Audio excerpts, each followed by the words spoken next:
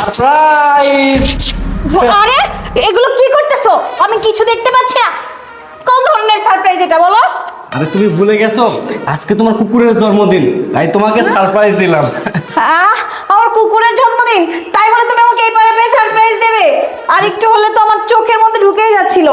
আচ্ছা, এখানে এত কথা বলে সময় নষ্ট করার দরকার নেই, চলো আমরা ভিতরে যাই। হ্যাঁ চলো।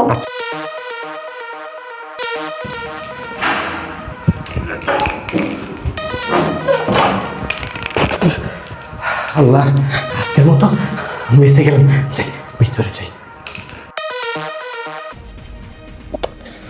জান, তোমাকে যতই দেখি ততই আমার ভালো লাগে। তোমার স্ত্রীকে কবে তুমি ডিভোর্স দিবা বলো তো? আমার আর এভাবে ভালো লাগে না। আমি তোকে ডিভোর্স দিবই, কিন্তু তুমি জানো না আমার স্ত্রীর নামে অনেক সয় সম্পত্তি তার বাবা লিখে দিছে, এই জন্যই তো আমি ডিভোর্স দিতে পারি না। তাছাড়া ও সরকারি চাকরি করে আর আমি বসে বসে